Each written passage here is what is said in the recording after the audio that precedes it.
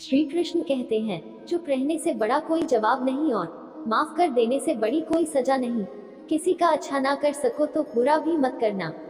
वह व्यक्ति जो अपनी मृत्यु के समय मुझे याद करते हुए अपना शरीर त्यागता है, वह मेरे धाम को प्राप्त होता है और इसमें कोई संशय नहीं है।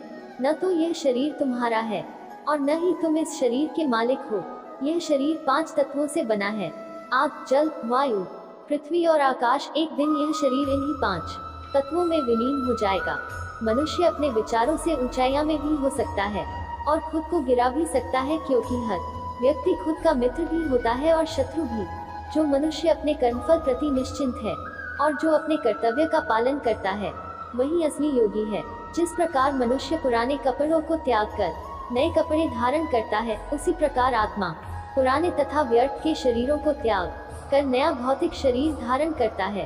खुद को जीवन के योग्य बनाना ही सफलता और सुख का एकमात्र मार्ग है।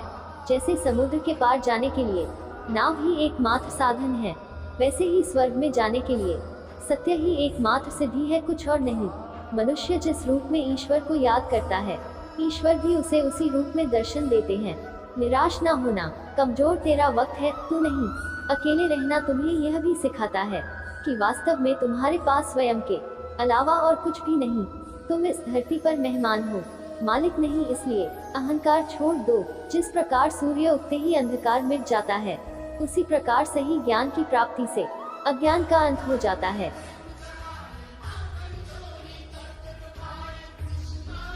मेरा तेरा, छोटा बड़ा, अपना पराया, मन से मिटा दो, फिर सब तुम्हारा है और तुम सबके हो। क्रोध से उत्पन्न होता है मोह और मोह से स्मृति विभ्रम। स्मृति के भ्रमित होने पर बुद्धि का नाश होता है और बुद्धि के नाश होने से वह मनुष्य नष्ट हो जाता है। मैं श्रेष्ठ हूँ, यह आत्मविश्वास है, लेकिन सिर्फ मैं ही श्रेष्ठ हूँ, यह अहंकार है। मनुष्य अपने जीवन में जो भी कर्म रूपी बीज बोता है, भविष्य में उसी का फल उसे प्राप्त होता है। जीवन में बिना किसी कर्म को किए किसी फल की आशा करना इंसान की सबसे बड़ी भूल होती है। जिंदगी में हम कितने सही हैं और कितने गलत हैं, यह केवल 2 लोग जानते हैं, एक परमात्मा और दूसरी हमारी अंतरात्मा। जो पुरुष सुख तथा दुख में विचलित नहीं, इन दोनों में संभाव रहता है, वह निश्चित रूप से मुक्ति के योग्य है। हमेशा संदेह करने से खुद का ही नुकसान होता है। संदेह करने वाले व्यक्ति के लिए प्रसन्नता न ही इस लोक में है और न ही किसी और लोक में।